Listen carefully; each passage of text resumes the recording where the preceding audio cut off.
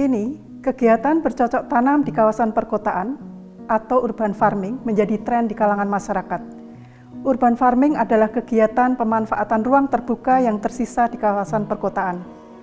Sisa ruang terbuka tersebut bisa diubah menjadi lahan produktif untuk menghasilkan produk pertanian guna pemenuhan kebutuhan pangan serta mendukung terrealisasinya pembangunan yang berkelanjutan.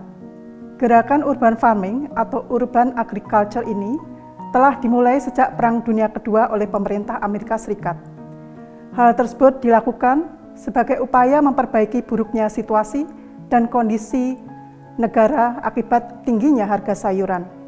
Setidaknya terdapat 20 juta Victory Garden atau kegiatan membangun taman di sela-sela ruang yang tersisa di kawasan perkotaan saat itu.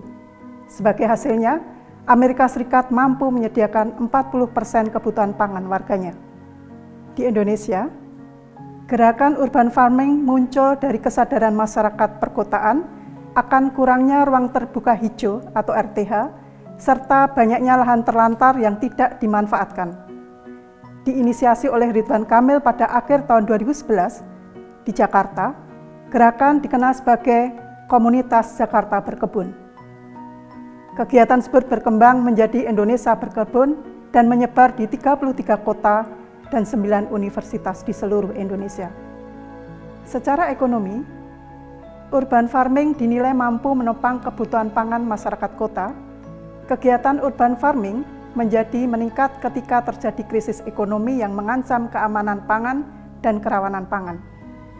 Khususnya bagi masyarakat kurang mampu di kawasan perkotaan, urban farming menjadi salah satu alternatif yang sangat penting karena memiliki perspektif ekonomi yang secara langsung ataupun tidak langsung berdampak terhadap kesejahteraan masyarakat.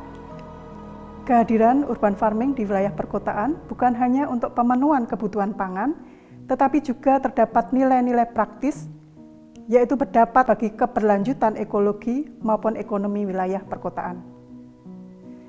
Eksistensi urban farming di kawasan perkotaan tidak saja berfungsi untuk mendukung kesehatan lingkungan, tapi juga menjadi ruang rekreasi, membangun keindahan kota, juga sebagai indikator kelayakan penggunaan tata ruang yang berkelanjutan. Kemajuan teknologi budidaya tanaman dalam urban farming telah berkembang pesat dari cara-cara konvensional. Di antaranya yang pertama, metode vertikultur, yaitu budidaya tanaman secara vertikal.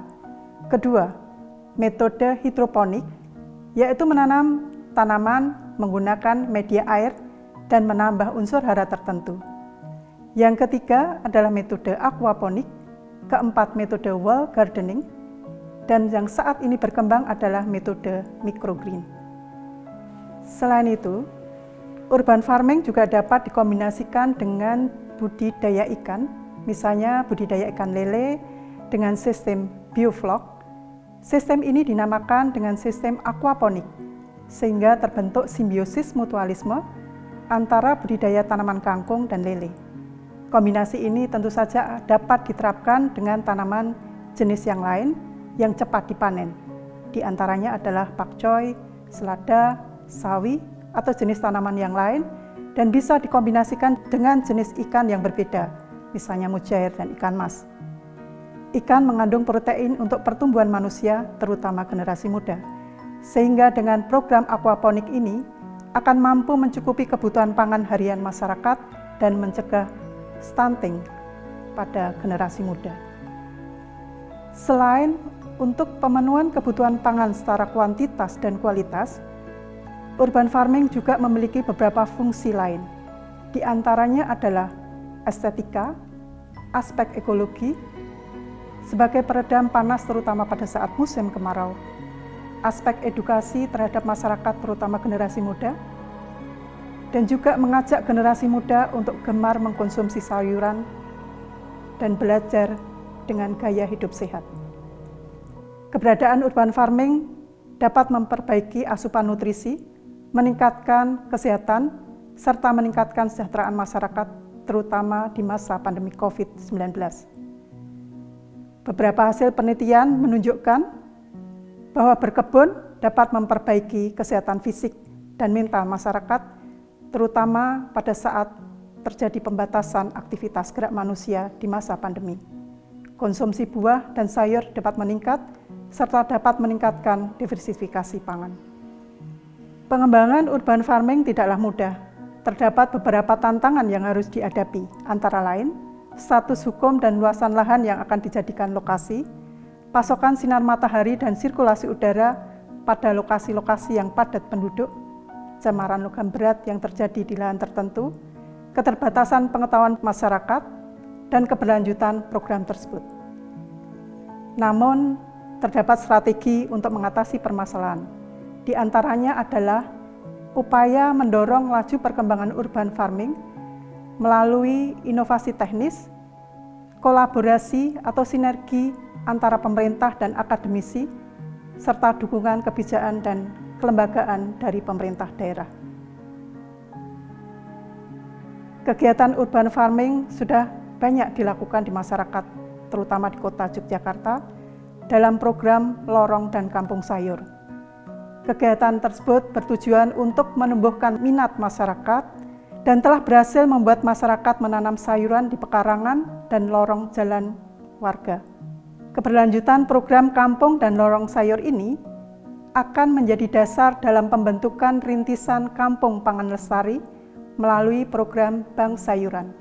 Program Bank Sayuran merupakan program rintisan Pusat Inovasi Agroteknologi atau PIAT Universitas Gadjah Mada. Untuk mengoptimalkan fungsi urban farming di kawasan perkotaan Yogyakarta dengan tujuan pembentukan program Bank Sayuran. Selain sebagai tempat untuk mengumpulkan sayuran yang dihasilkan dari urban farming, Bank Sayuran juga berfungsi untuk mendata, mendistribusikan, dan memasarkan sayuran yang telah dipanen oleh masyarakat. Pendistribusian sayuran kepada pemesan maupun kepada bank sayur lainnya yang membutuhkan sayuran dari wilayah lain, maka Bank Sayur menjadi bank data produksi sayur setiap panen. Melalui konsep Bank Sayur PIAT UGM, diharapkan dapat mendorong lorong dan kampung sayur secara berkelanjutan, sehingga terbentuk rintisan Kampung Pangan Lestari, dan akhirnya di suatu wilayah perkotaan akan menjadi kawasan pangan lestari. Di masa pandemi COVID-19 seperti saat ini, maka Bank Sayur dalam urban farming menjadi salah satu strategi untuk menjaga stabilitas ketahanan pangan keluarga di kawasan perkotaan. Melalui, pertama, ketersediaan pangan secara kuantitas dan kualitas terpenuhi.